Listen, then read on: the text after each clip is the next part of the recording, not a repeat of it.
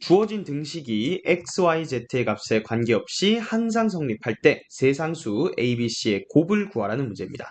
자, x, y, z 세 개 문자의 값에 관계없이 항상 성립한다 라는 말의 의미는요, 이 식이 x 그리고 y, z에 대한 항등식이다 라는 얘기죠. 자, 세 문자에 대한 항등식이다 라는 얘기를 이제 어떻게 해석할 것이냐, 자, 이 얘기를 먼저 해볼 건데요. 일단 주어진 등식을 x랑 y랑 z로 묶어 주셔야 됩니다. 자, 그럼 일단 x가 들어간 거의 개수들만 찾아보시면 여기 a가 나오죠. 그리고 또 x 있는 데가 여기니까 a-3에 x 이렇게 될 거고요. 그 다음 y 있는 거 묶어 볼게요. 자, 여기 a가 있죠. 그리고 y-b도 있네요. 마이너스 b, 그 다음 여기도 마이너스 c, 여기까지 y로 묶을 수 있고요. 자, 그 다음 이제 z로 묶을 수 있는 거 생각해보면 여기 플러스 b 될 거고요. 그 다음에 마이너스 c 더하기 1 해서 z는 0 이렇게 돼 있습니다.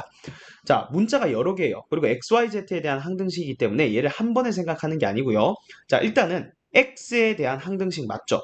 그러니까 어떻게 생각하는 거예요? X가 있는 부분과 없는 부분으로 나누어서 우리가 X에 대한 항등식일 때 AX 플러스 B는 0이 X에 대한 항등식이다. 그러면 A도 0이고 B도 0인 거죠. 그럼 이 상황에서는 뭐가 0인 거예요? 그렇죠. A-3이 0인 거고, 그 다음에 이 뒤에 있는 식 전체가 X에 대한 항등식의 입장에서 0이라는 거예요. 자, 그래서 일단은 A 값이 3이라는 걸 먼저 구할 수가 있는 거예요.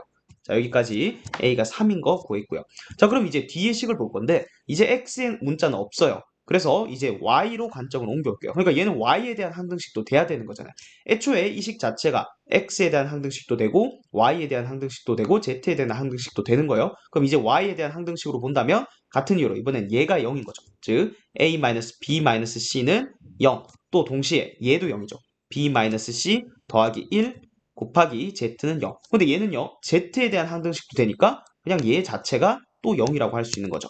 아, 그래서 결국은 문자가 3개고요. 식이 3개니까 우리가 연립방정식으로 A, B, C 값을 구할 수가 있다는 거죠. 자, A가 3이에요. 대입해주면 자, B 플러스 C가 3이다. 그 다음에 여기는 B 마이너스 C가 마이너스 1이다 되니까 두 개 식을 더해주시면 2B는 2가 나오죠.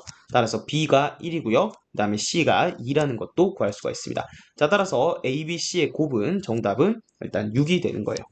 자, 그래서 정리를 하면요. 어떤 문제가 XYZ에 대한 항등식인데 AX 더하기 BY 더하기 CZ가 0이다. 이렇게 표현이 돼 있으면 이제 우리는 어떻게 일반화할 수가 있는 거죠? 그렇죠. A도 0이고 B도 0이고 C도 0이다. 자, 결과적으로는 이렇게 기억을 해주시면 우리가 문제를 XYZ로 묶고 얘도 0, 얘도 0, 얘도 0 이렇게 해서 A, B, C 값을 구하시면 되는 겁니다.